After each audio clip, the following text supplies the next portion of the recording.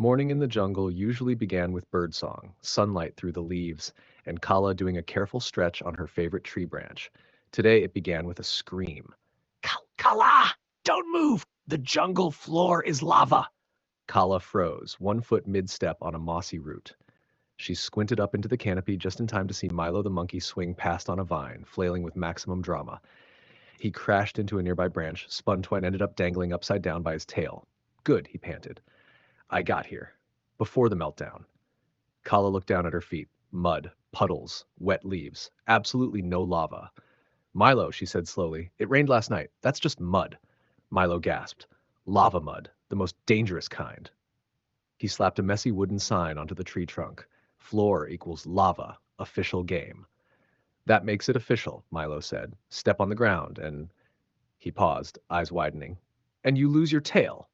Kala folded her arms. You are literally hanging from your tail right now. Milo twisted to look up at himself, tail wrapped around the branch. He frowned. Okay, fine. You don't lose it. You just get a tail penalty. No swinging privileges for a week. He hugged his tail with his hands. Horrifying. From above, a familiar voice chimed in.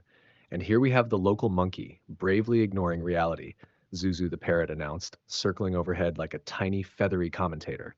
In other news, the jungle floor is still mud. Zuzu, you don't understand, Milo said. The best games are the ones that might be real. Come on, Kala, play with me. Jungle rules, no touching the ground. Kala glanced around. The rain had turned low spots into shallow pools. Water glimmered between roots. It did look a little like a river of murky, chocolatey, well, lava. Fine, she sighed, but we do it safely. She hopped onto a large root, then up onto a rock. Her balance was perfect, like she'd been born on a tightrope, which in this jungle wasn't far from the truth. Milo grinned. Yes, Operation Lava Leap begins. A few branches away, something long and scaly uncoiled from a tree like a slow, sleepy rope. Monty the anaconda opened one eye. No, he said calmly before anyone had asked him anything. Yes, Milo countered immediately. We need a bridge. A noble, elegant, scaly bridge. Monty, Kala called up, we're trying not to touch the ground. The mud is lava. She added extra air quotes so Monty could hear them. Monty slid down the trunk with dignified reluctance. His emerald coils looped from one tree to another, spanning a muddy gap. I did not spend years becoming a majestic apex predator, he said, settling into place just to become public infrastructure. Kala stepped onto his back, arms out for balance. You're very high-quality infrastructure, she said. Milo hopped next, bouncing a bit too much. Please refrain from recreational jumping, Monty murmured. This bridge comes with a dignity surcharge. Zuzu swooped alongside them. For those just tuning in, she announced, Monty the Anaconda has once again been repurposed into a community bridge, and it's only... She glanced at an imaginary watch. 9 in the morning. And I am, Monty added, an anaconda. Not a python. Not a noodle. Not a hammock. Certainly not a slip and slide. They crossed safely to another cluster of roots and rocks. The lava bubbled harmlessly below, which was impressive because everyone knew mud couldn't bubble. Milo insisted it did anyway. As they made their way deeper into the jungle, the path narrowed into a series of logs laid across a broad, muddy pool. The rain had turned a hollow into a shallow pond filled with floating leaves and a few surprised fish.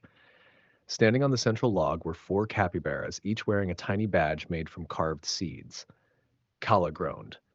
Oh no, the Capybara Council. Larry, the tallest capybara, raised a paw. Halt. By authority of Jungle Emergency Lava Ordinance 4B, this crossing requires a toll. Milo's eyes lit up. We have jungle laws about lava. We do now, said one of the Darrells, stamping a paper with muddy enthusiasm. We wrote them this morning. Kala pinched the bridge of her nose. Let me guess. The toll is something ridiculous. Correct, Larry said. To cross safely, you must pay the not falling in tax, with a performance of your most dramatic scream. Milo was already inhaling. I was born for this. He leaped onto the log, clutched his chest, and let out a scream so dramatic that birds 3 trees away decided it was time to migrate. Zuzu flapped backward in surprise. And the judges give that performance a 9 out of 10 for volume, 3 for accuracy, and 0 for restraint. That will do, Larry said. Proceed, honored lava dodgers. Kala stepped carefully across the log, Monty sliding after her with slow, deliberate movements. Then Zuzu's tone changed. Hey guys? Everyone looked up. Zuzu hovered higher, eyes scanning the jungle beyond the pond. I think we have actual trouble, she said. Farther downstream, where the puddles narrowed into a small, fast-moving creek, a chunk of wood was spinning toward a drop-off. On that chunk of wood sat something Milo recognized instantly. My shiny, he yelped. It was his favorite treasure. A bottle cap polished so smooth by hours of obsessive cleaning that it gleamed like a silver coin. The cap bobbed on the little raft, teetering closer to the edge where the water spilled down over rocks. Kala's tone sharpened. Milo, that's going to go over the falls. Not if Operation Lava Leap goes to Phase 2, Milo said, eyes fierce now. Rescue mission. Kala glanced at the ground between them and the creek. Mud, puddles, slick stones. All right, she said, new rule. We still don't touch the ground, but this time it's for real. She scanned the trees, calculating. Monty, I need speed. Ah, Monty replied softly. At last, something I was actually built for.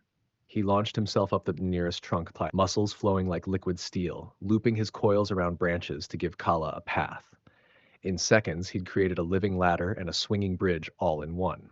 Kala leaped, grabbed a vine, ran along Monty's back, and swung out over the creek.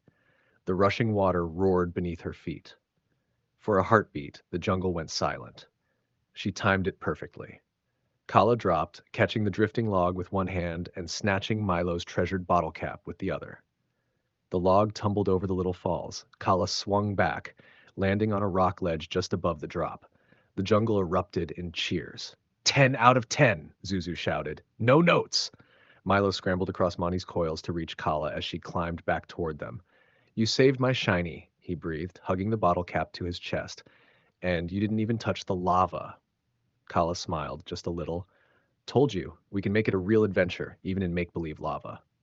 They retraced their path, crossing Monty, navigating logs, and saluting the Capybara Council, who were already drafting Heroic Bottle Cap Recovery Ordinance 4C. At last, they ended up back where they started, at the jungle clearing near Kala's favorite tree. Kala hopped down from a rock, right into a shallow puddle. Mud splashed up around her ankles. Milo gasped. Kala! Your feet! The lava! Kala looked at her muddy toes, then at Milo, then at Monty, who watched with his usual unblinking calm. You know what? She said. If this is lava, it's kind of squishy. Zuzu circled overhead. Breaking news, jungle heroine survives contact with mud. The world continues to spin. Larry and the Darrells arrived, clipboards ready. We've reviewed the situation, Larry declared. According to our calculations, the penalty for touching the lava is... All four capybaras huddled, whispering. Finally, Larry turned back, solemn. Mud on your feet. Kala wiggled her toes and laughed. I accept my sentence. Milo jumped into the puddle next to her, splashing mud everywhere. His tail flicked happily, throwing extra droplets onto Monty. Then I guess I'm guilty too. Monty watched as muddy drops dotted his scales. I am, he said, reconsidering my involvement in this civilization. But his eyes were soft, almost amused. Zuzu swooped lower, giving her final report. And thus concludes today's top story. The jungle floor is lava, but actually just mud. Heroes were made, treasures were saved, and at least one anaconda was used as a bridge. Again. Kala tipped her head back, feeling the sun start to dry the damp leaves above. Same time tomorrow? Milo asked, tail curling around a branch. Kala smiled. Sure, but next time, maybe the sky is lava. Zuzu groaned. I'm not even updating the ordinances for that one. But everyone knew she would.